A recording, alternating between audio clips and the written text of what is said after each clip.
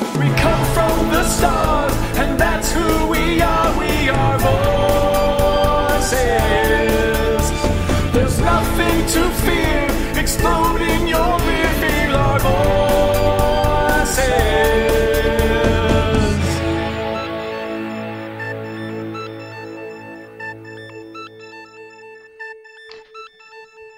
Welcome to Voice of the Republic. This is Ed. And this is Carl. Howdy y'all. Hey kids, how y'all doing? Oh, wrong show, but God, so fun. So fun. We're talking Game of Thrones still. We want to get to your feedback, so let's just jump right into it first and wrap up what we were thinking. Yeah. So actually, I kind of want to talk about HBO in general, if you don't mind for a second. Because, you know, I think HBO has really become a standard for cable television. You have things like True Detective, True Blood, Sopranos. There's been a lot of really good stuff there. And then they even have some miniseries and some original movies like Behind the Candelabra. Angels in America was a really good one a few years back. You'll see the one about Sarah Palin where they had the election, a game changer. Right.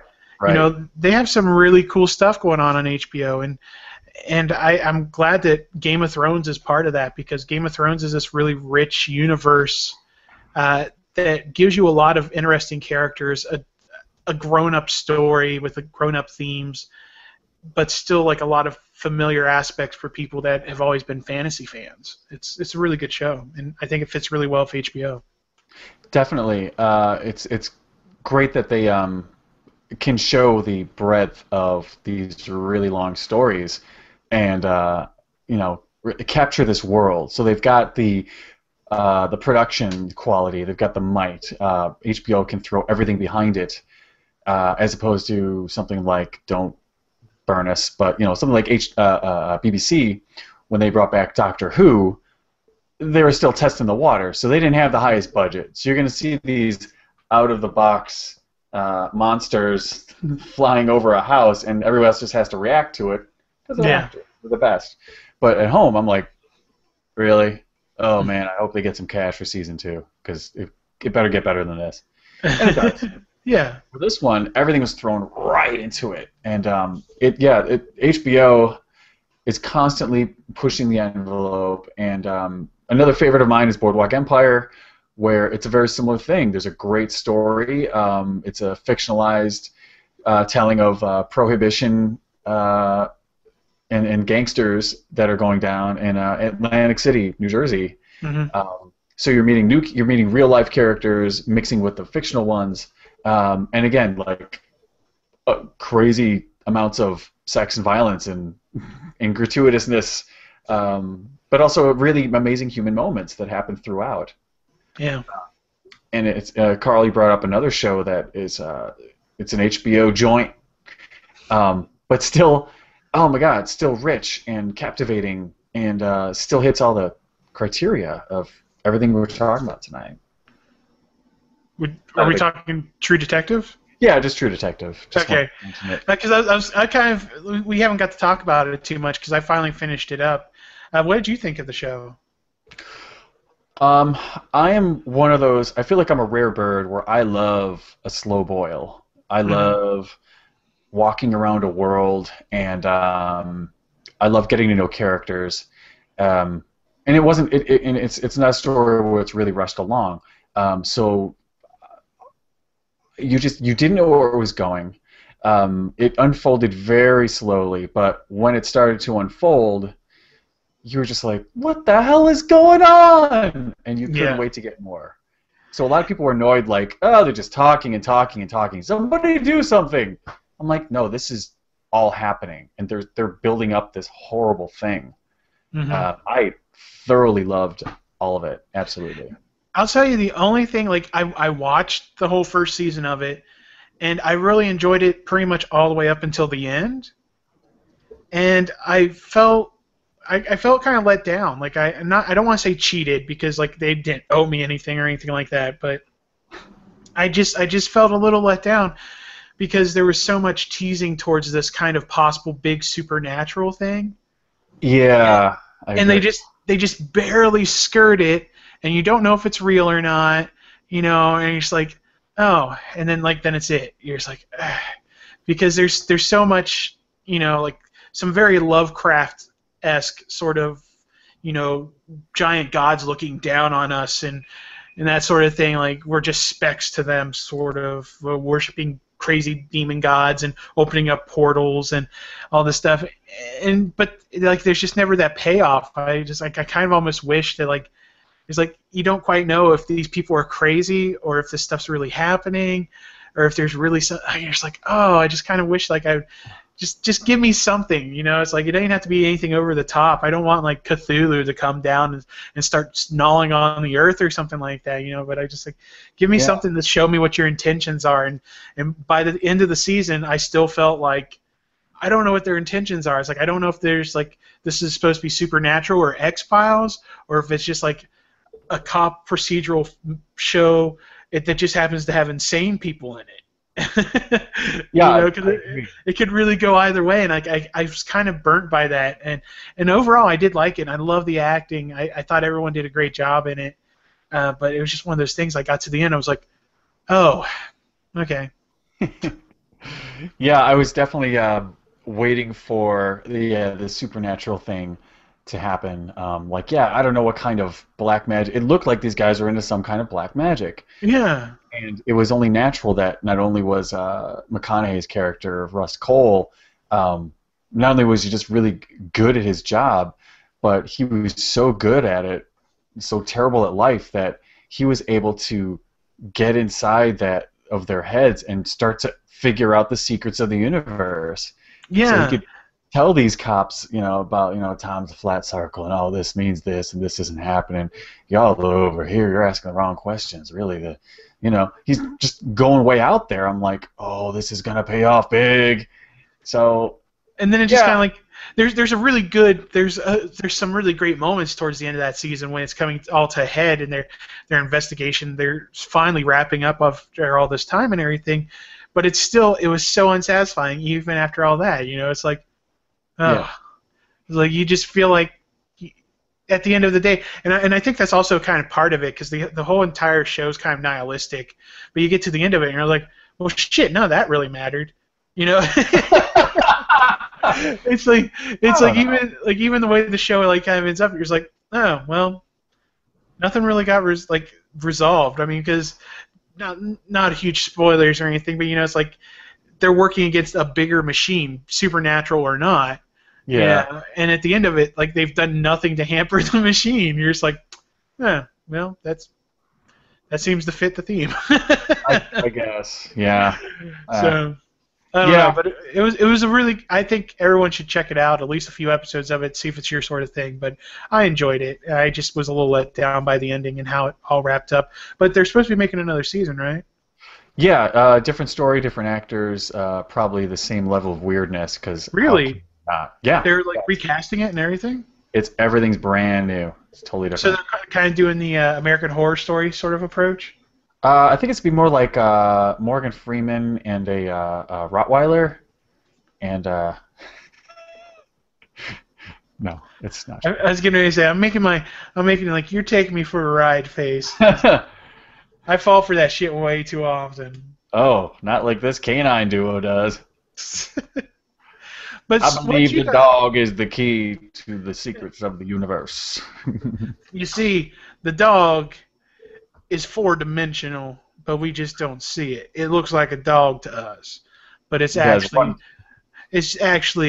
the Cthulhu. It howls and it eats worlds. Dog's thinking, no, squirrels, eater of squirrels. Eater of dead animals' anuses. Get it right. But definitely one thing is, oh, go ahead. Sorry. I was going to say, actually, I was saying we should probably wrap this up. Yeah. Because we like that stuff. What do you guys think about it? Let us know on the Republicom. And speaking of Republicom, we got some shit. We got a shit. We have a shit. Listen to a shit. Republicom! Yeah, cool. Yeah. So we have one caller, and again, we listen to every call. We have no idea what they're about, so this could be a response to a show. They could hate it. Bring it on. So, ready? Yes. There we go.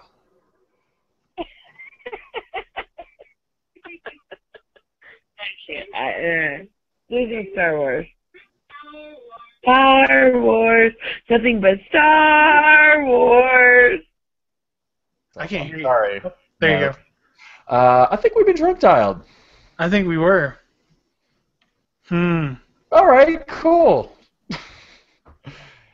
At least it wasn't. You know, we've been called in the past by like robocalls and would you please come pick up your daughter? It is now 4 p.m. and the buses have left and we need to close up. Or the like, your child did not come to school today. Yeah, the test came back positive. Please call the nurse's office. And, yeah. Well, heck, I'll take a drunk dial because I have some friends that don't think drunk dialing is funny or cool or anything like that. I personally think it's flattering because that means that like when someone's being stupid out their head drunk, they're thinking of you. Yeah, there's flattering about that. Right. God, you're just trying to walk straight and act like you're not drunk, but you decided, you know what? I gotta tell Carl about all of this right now. Yeah, and when you drunk dial someone, that means one of two things. You either really like them and they're really special to you, or you want to have sex with them. Either way, that's a compliment. It's all love? That's wonderful. Yeah. That's so right. Thank you very much, possibly drunk dialer. Yes. My hat is off to you. And it was a female, so it could be it could have been Veronica. It might have been. It could have been an older Padawan eagle. Yes. Ooh. Yeah. These go off on my phone, so that woke me up at like 4 or 5 in the morning. That was great. Thank you. Nice. Yeah. So yeah, we got a couple other bits of feedback from you guys, which is awesome. So on YouTube, that works fine. You can leave a comment on YouTube. The tabletop games, we got 2 hits. So Voron Vermeer, Jim Goff. He actually caught my Homestar Runner reference when I did Strong Sad. I'm sad that I'm flying. He caught that. And what's really funny is he actually has his PSN login was actually a Strong Bad Homestar Runner reference, and I totally didn't catch it because it's like so far removed from my head. Because you gotta remember, I was drinking and crazy. It was college times when Homestar was out, and I vaguely remember stuff. Oh yeah, and if you don't know Homestar Runner, kids, go look them up, binge on it. You will not be disappointed. Classic stuff. One word, Trogdor. Mm-hmm. All right. We have another comment on the tabletop games, and that is from storyteller extraordinaire Shannon Kaysen, ShannonKaysen.com. No joke. Guy's amazing. And he just says, "We are voices." So we're getting good feedback on our little theme song, Carl. Hey, I'm glad because we put a lot of work into it. So yeah. So if you want to leave feedback. You can leave it on YouTube. I don't know if you can do any feedback on Stitcher. Is that possible? Yeah, they have a comment system on Stitcher also. So if you're listening on Stitcher, feel free to give us some comments. Subscribe there. Give us a rating. We appreciate it. Yeah. Also, iTunes. iTunes still matters to us. So if you are digging the audio, or you don't like it at all, whatever. You can go and give us a rating on the star system. The star system. So dumb. You don't even have to fly your ship there to get there. Ooh. But yeah. The star system. Jefferson Star System. Yeah, that's the name they haven't taken yet. The Jefferson Star System. Moving on up. Anyway. So yeah, leave us a review on iTunes.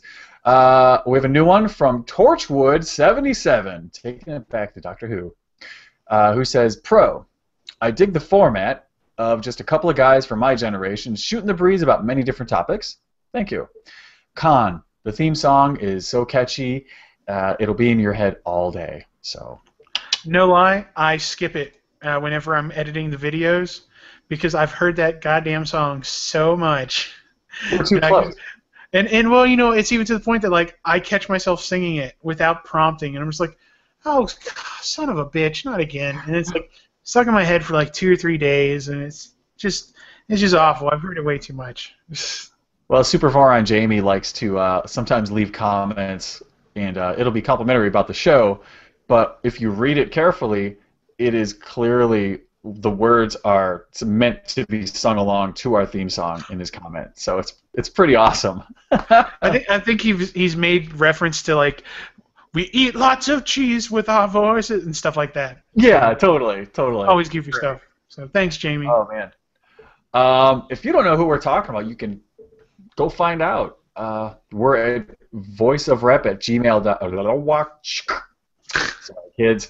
Yeah, our website is vorradio.com, and you can link to everything we do. Our Republicom, which you just heard tonight, 407-409-8749. You have about 2 to 3 minutes to make your point. Long-distance charges do apply. And please, no music, so we can actually play it on the air. Reminder, we will play everything, we will read everything, and we will get back to you, as you've heard here. So keep it coming.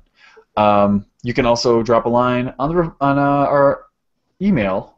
I keep wanting to say email service. Like, what is my deal?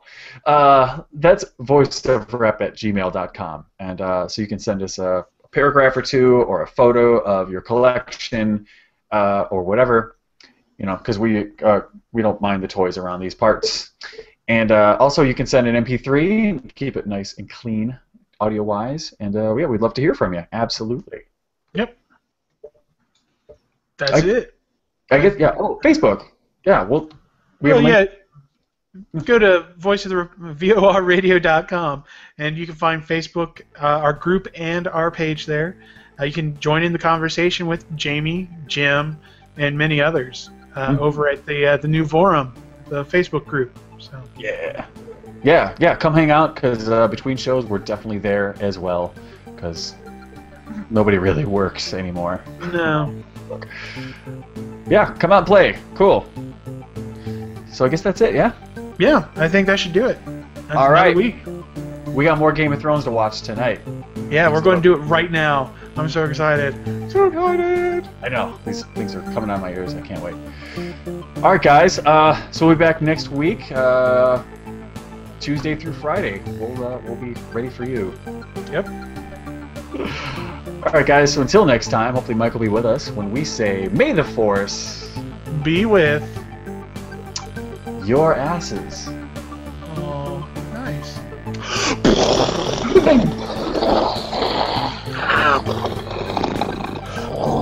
I'm leaving. I'm going to watch TV.